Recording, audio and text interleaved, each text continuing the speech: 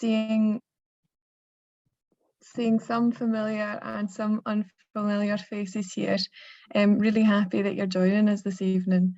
A quick disclaimer is that, as Sarah highlighted, my day job is more focused on some of these issues in the kind of intergovernmental sphere, but I'm very aware, and I'm sure everybody on this call is as well, that the decisions that happen at the local council level often have the biggest impacts on our day-to-day lives and are where the just transition will be felt most keenly by citizens across Scotland.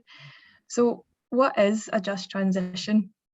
The idea of a just transition originally emerged in the trade union movement from workers who recognised that the transition to a decarbonised world could worsen workers' rights, keep the same, or indeed be an opportunity to improve them. The basic premise of a just transition is that working class people should not bear the costs of energy transition for a crisis they did not create, and indeed that transition can and should be a lever to a more equal and prosperous society for us all. This premise leads me to my first main message. Climate change is a class issue. Poor people are more likely to suffer the harshest impacts of climate change, whether they are in Coatbridge or Congo. This isn't to flatten out these impacts and assume that they're all the same. They're definitely not. You know, there are parts of the world that are facing absolutely devastating impacts that we can only imagine right now, you know, billions of dollars worth of damage to their livelihoods and properties. But this is actually to recognise the shared fight we have, the cross-border fight we have on our hands to make sure that that trend is reversed and that poor people don't continue to pay the price. A just transition should deliver cleaner air, better transport, better housing, secure and well-paid low-carbon jobs, protected ecosystems and stable energy supplies, all things that are high on the agenda of working class communities across Scotland and the world, revealing that climate change isn't just the purview of people like me who can afford to shop ethically or are physically capable of cycling their commute. But critical questions for us as feminists is, who are we talking about when we think of the working class, and what sectors or activities do we understand to be involved in this great challenge that we face of moving towards a zero carbon economy, which realistically is the biggest structural transformation we will face in our lifetimes if done correctly. Which takes me to my second main message. Working class should not just be another coded term for only thinking about old white men workers in the Northeast, though of course we want and should be fighting for a just transition for them too. A truly just transition requires expanding our understanding of working class to include all the people marginalised by our existing economic system, like women who undertake the vast majority of unpaid care work and who are more likely to be working in precarious and underpaid jobs, migrants who are often exploited as a result of their legal status and who are increasingly fleeing from regions of the world that are impacted by the climate crisis that they didn't create, racialised groups who are more likely to live in areas of high pollution and to suffer a range of inequalities, whether in employment, housing and health, as a consequence of structural racism, or people living with disabilities who continue to be economically excluded and to have attacks on their rights.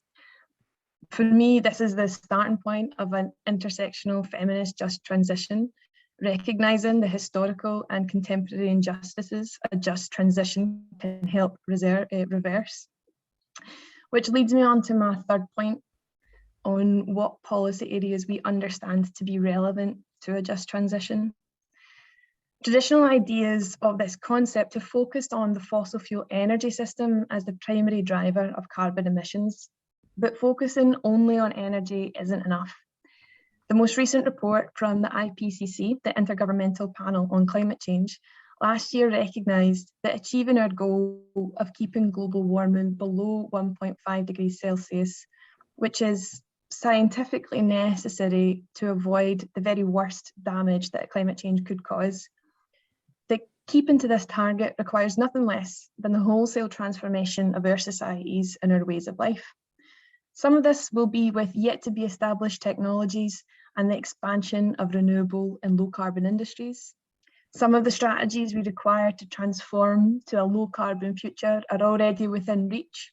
We know how to build better insulated homes. We know how to make zero carbon transport, and we know how to generate gigawatts of renewable energy. Rolling out this green physical infrastructure across Scotland and establishing national resilience in low carbon industries, supply chains, is a gargantuan task of transformation, and it will play a huge role in ensuring we reach our climate targets. If done correctly, it will change all of our lives and hopefully improving them in terms of our collective energy, housing and transport justice. For some, a feminist just transition is making sure that women are equally represented in these emerging industries, and that is a positive thing to strive for. But we need to widen our concepts of just transition even further to the low carbon economic activities our society depends on. We have hundreds of thousands of people working in education, health and care jobs in Scotland. These jobs tend to be low carbon, but are critically underinvested in. Surprise, surprise, women are disproportionately represented amongst these workers. Physical infrastructure is one side of the just transition coin, but it will not exist if we do not have the social infrastructure. This isn't a nice to have, it's a fundamental, it's non-negotiable. We need better working conditions, better recruitment, retention and training, better career prospects and better long-term investment. The pandemic has showed us all what happens when we think we can get by with bargain basement social infrastructure. It breaks. We must heed the warning signs, which, by the way, carers, teachers and health workers have been talking about for years, and never skimp on social investment again. Green jobs are care jobs are green jobs. And for this reason, austerity is simply incompatible with a just transition, which of course brings up all sorts of questions of resource mobilisation and where that money comes from. But austerity is not compatible. We need deep and prolonged investment in this care infrastructure. Cuts to services and to public workers' pay will only deepen the existing crisis and put us on the back foot when the inevitable economic shocks from climate change come knocking. But more than this, we also need a more robust social security system. A transition means that there will be change and tumult, and we as a society need to be ready to catch the people who are impacted by these changes and a robust safety net. So just to have a bit of a recap on my 3 top takeaways on a just transition. Number 1, that climate change is a class issue and a just transition is our framework for understanding and approaching this. Number 2, that only an approach that recognises the multiple ways people are impacted and indeed how their lives can be improved is adequate if we are to truly honour the just of the just transition. And finally, that this can't just be about physical infrastructure. It must include social infrastructure to respond to the material reality that we simply cannot live without care. Our economy runs on care. A transformative just transition would face this reality squarely and ensure proper investment. Thanks, and over to Sarah. Thank you, Katie. Lots to think about there. And I should have mentioned at the start that we'll have a bit of question and answers for the speakers after we've heard from all 3. But if you want to write your questions in the chat while they're at the top of your mind, then please feel free to use that function as well to highlight the questions you want to come in with. We'll move over now to Judy, who's going to take a bit of a look into some of the specifics and down at the local level, what this can mean and what just transition can mean for local government. So Judy, are you okay to come in next? Hi, yes, I did have some slides prepared. I don't seem to be able to share my screen, which may save you all from the death by PowerPoint. Sarah, I don't know if you have them to hand, because there are some nice pictures, but if not, then I can just talk, not quite as eloquently as Katie. I will give the disclaimer. But I'm not sure. I can share the slides if that's okay. Go on then. Let's given that they're. Thank you. And yeah, a huge good evening, and thank you to to Sarah and the Scottish Women's Budget Group for the opportunity to be here. What I'd really like to do in my slot is to really build on what Katie was saying there, and look a little bit about what we mean by climate change, a bit around the policy context and the challenges and opportunities, and sort of how we can understand the just transition and the role of councils, just to try and hopefully shape conversations in the rest of the session, as I would echo hearing from those on the call today is really where the value is. So yeah, if we just go down to the graphic that we have here, and before we go on to strategies and graphs and targets and lingo, I'd just like to take a moment to reflect on the different aspects of climate change and how these impacts are happening now. You know, I think it's about how we must adapt whilst also considering how to sort of mitigate and those future impacts. The solution is that, you know, we need both adaptation and that work to reduce emissions. Adaptation Scotland do have a lot of useful resources on this, and you can see from this that really there's a huge range of impacts. That yes, it is about you know, infrastructure and flooding, but it's also about the health and well-being of people. It's about the, you know, businesses and how they're doing. It's about our cultural heritage and our identity. So there's a lot more going on here, and it is sadly often the most vulnerable that are the most impacted. So we go down a little bit further. Thanks, Sarah. So I do have a graph. So moving on to the policy commitments, of which I'm sure from your backgrounds you're probably aware of this national target of the just transition to net zero, and something that I'm very aware of in my work with the Improvement Service is there can often be this focus on the 2045 target, but even if you go back to the 75% reduction by 2030, there's a huge effort that's needed and a real urgency to act now. And I think there is growing focus on what a just transition means that's coming through from Scottish Government, you know, be that for communities, businesses and individuals. And I like the concept that Katie mentioned about it being a framework or a mechanism for delivering these targets. There are a huge number of policies and legislation that underpin this, which I'll go on to in a moment. I think things are moving in the right direction, and there's still a long way to go. Scotland is failing to meet a lot of these carbon targets and has primarily gone for low-hanging fruit. And for me, local government has a really crucial role to play in this, and is working hard to try and drive that change, but there's a lot more to be done. So if we go down to the table, please, the next one. Yeah, thank you. So really here, this is just to give a bit of a flavour of the different requirements and targets. And these are just some of them that I pulled out because I thought they might be of interest and relevant. And again, going back to Katie's point around what policy areas are relevant here, it's all of them, you know, and these are just current and emerging requirements, and there's more coming. And, you know, I really want to get across how all of this will only happen working across councils and with external partners. And there's more coming, you know, the sort of the reporting that councils are already subject to. There's new guidance coming, asking them to do more, needing them to do more. The different targets and duties on biodiversity, on heat and energy, transport waste planning. These are just some of them. And I would really, you know, emphasize the dates and the need for cross-cutting action. So we can scroll down, please, Sarah. Thank you. This is when I was preparing for this session, and I really am grateful to be here and have a lot to learn myself as well about this agenda. But it was this particular sort of requirement, aim, ambition, whatever we call it, around a 20% reduction in car miles across Scotland by 2030, that I found quite a sort of tangible example. So transport is the largest emitting sector, and there's this commitment to reduce journeys. Yes, that is about infrastructure, but it's more about behaviour change and community engagement. It's about where people go to school, where they go to work, where they go to play, the houses they live in.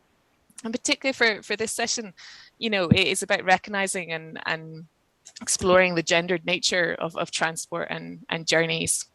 How is there a better how is there potential for better public transport routes that support the kinds of journeys that women with children tend to do? So it's not A to B, it's to C and D, to drop off kids at school or nursery, go to work, shop, check on older relatives, not just a direct commute to work.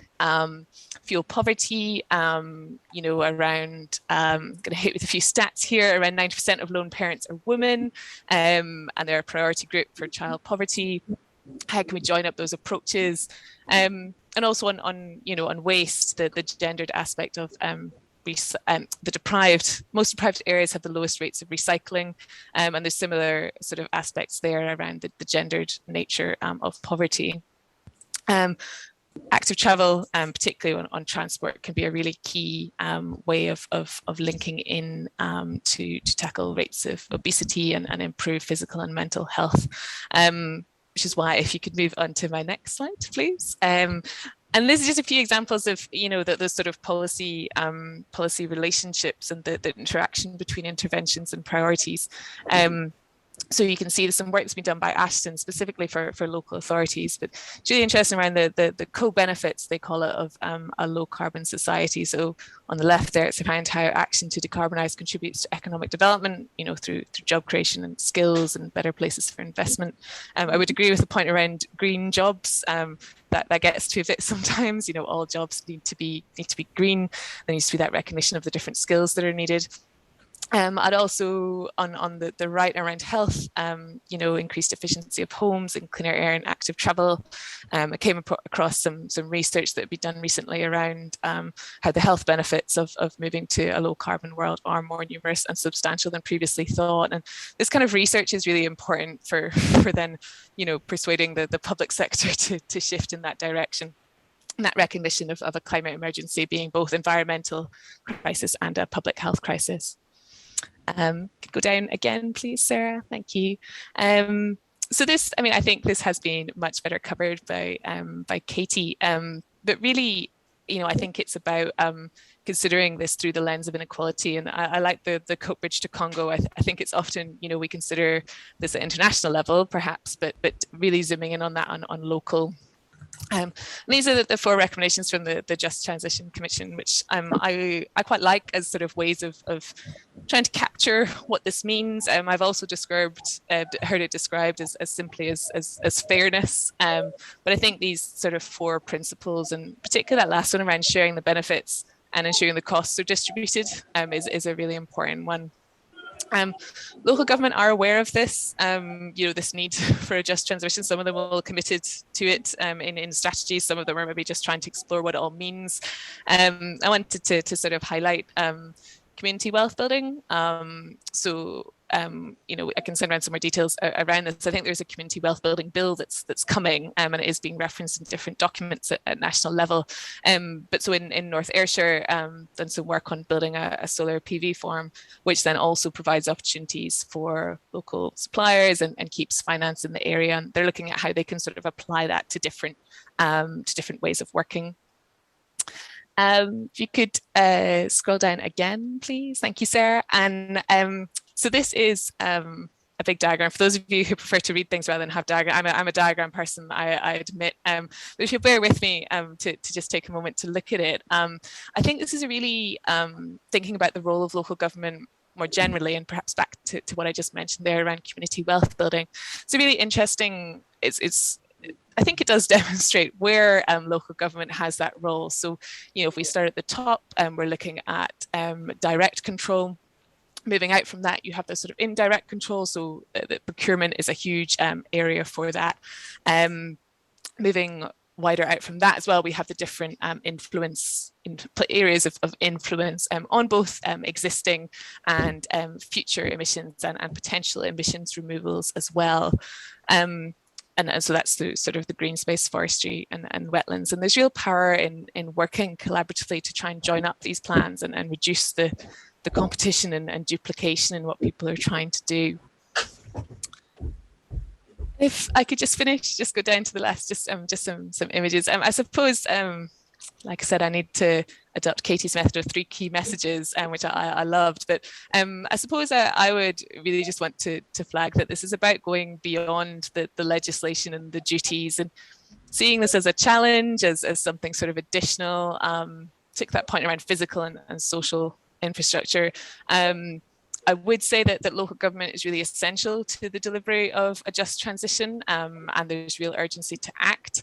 There are clear benefits, you know, for more than just the planet, for health and economy and communities. Recovery from COVID-19 if these interventions are designed and implemented in the right way, and local communities must be engaged and empowered. So it's about, I guess, framing it, the just transition to net zero as not just a challenge but an opportunity. So I will stop there, and thank you for listening. I hope that was interesting. Thanks, Judy. That was great, and I think one of your last comments there about local communities must be engaged and empowered is a very nice segue and handover to Zarina to talk about engagement and working with communities, and particularly women from ethnic minority communities, and how to ensure they're part of the process of a just transition. So Zarina, I'll hand over to you. And thank you, Sarah. And I'd just like to say that again, I won't be as eloquent as either Katie or Judy. That's probably because I haven't prepared a presentation, or because I was thinking of like just having more of a conversation and talking from experience about what's been happening. And one of the reasons why I probably take this approach is because there is such a lack of data out there. There's not a lot of research, not a lot of reports done on BME women. Hence, it's quite difficult then to have like a presentation or a slide about what it really looks like, what the landscape looks like. But starting off with what Katie was saying about climate change being a class issue, along with that, climate change is also a race issue, right? It's also a gender issue. It is a social justice issue. And it's that intersectionality of where BME women lie. And that's what I really want to consider. And thinking about, well, who is part of the just transition? So we've got these 4 overarching themes that Scottish Government have on the Just Transition Commission, which Jodie has alluded to, which is like planning and managing the transition. But who's involved in that planning and managing that transition, right? Is it really reflective of all people in society? And then the second point is equipping people with knowledge and skills that they need by putting in place as a safety net in place for them so that nobody is left behind. And as soon as I read that or hear that, the image comes to me of the boat, that boat scenario, that we're all in the same boat, right? And with the pandemic and COVID, we know that everybody is not in the same boat. The boat can be like a cruise liner, or you could have a small yacht, or you could have a small rowing boat, or there could be people out of the boat, right? So that safety net, then that conjures up an image that everybody else is in these big boats, and there's a part of society that's swimming in the ocean and that's being dragged along in these safety nets, right? So that's the image that comes up to me when we think about that. And then it's like, who's been impacted, and are they really going to be involved in the co-designing and the collaboration of any of the policies going forward? And how is that going to happen? I mean, I know working with local authorities, from my experience, it's always like they go to the same community groups again and again. However, there's many people that aren't part of community groups, that their voices don't get heard. And I'm going to talk a little bit more later on about invisibility. And then the last thing is the benefits. Who gets the benefits, right? So we've heard a lot about green jobs. And again, I'm going to touch on what Katie was talking about, that we have to look beyond what the green jobs are and actually start acknowledging the existing jobs, the existing sectors that are out there, which is like the hospitality, education, the care sectors, which are already green, right? So why are we not supporting these? And the reason why I'm emphasizing these sectors are because they are overrepresented by BME women. And yet they are the lowest paid jobs. They're the most insecure jobs, ones with the least, there was 0-hour contracts. the least potential to climb up and get better positions for BME people. So it's like we need to invest in these places as well, in these jobs, in these sectors. And then, so those are my, I'm probably being really negative here about just transition, but it's just to be mindful and to challenge what a just transition could look like, and who is looking and who is working for and who's going to benefit from it. Now, the other issue I want to bring in is about invisibility. So it's talking about how do we create inclusive spaces. And I want to talk a little bit about how people become invisible, how some BME women become invisible. I've been working with a group of women over the last year on a project so that their voices could be heard at COP26. And while I was working with these women, and my role, and has been, it's always trying to amplify voices of people that are underrepresented, right? And so I'm always really passionate about it and saying, come on, look, come on, I've created this space for you, come and talk, come and there's a platform here for you to come and talk to, right? And when I was working with these women, a few of them actually started to open my eyes and started to, in a way, challenge my own thinking. So one person, Kabat, she's a refugee. She was a journalist in Syria, and she's been in this country for about 4 or 5 years now. And she said to me, Serena, it's okay for you to say, come and stand on this platform and challenge policy, challenge the government. She goes, but if I was to do that, she goes, I feel as if my stay in this country would be threatened, that I feel insecure and unsafe. So I'm not in a position to challenge, to say anything. I can't use my voice. So she becomes invisible. Then there was another person I was speaking to, Sajda. She's first generation, been in this country, born in this country, educated in this country, has worked in this country. Her parents, however, were migrants. And as she grew up, her father constantly said to her, don't say anything, don't rock the boat, keep your head under just slide along in society, don't challenge authority in any way whatsoever, right? So she grew up thinking that she had no voice, she couldn't use her voice, so she becomes invisible. And then I've got Simran, who's a second generation. So her parents are born in this country, but her grandparents are from India. Now, her grandparents' family, her own family, are farmers in India. And everybody's heard about the plight of the farmers in India and all the atrocity that they're going through. Right now, she's here in this country wanting to raise the voices of people in India, her family in India. She hears at first hand the stories that are happening in India.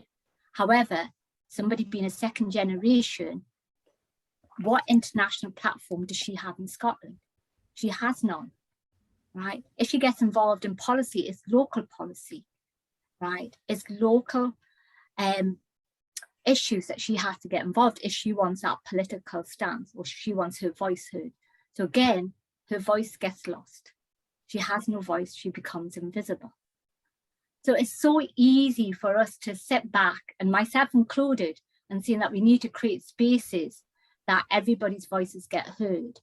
But it's just, sometimes it's so difficult for people when they've got so many other issues going on in their lives, that we really need to be mindful of how we create a better, fairer and just transition, and a better, fairer world for everybody.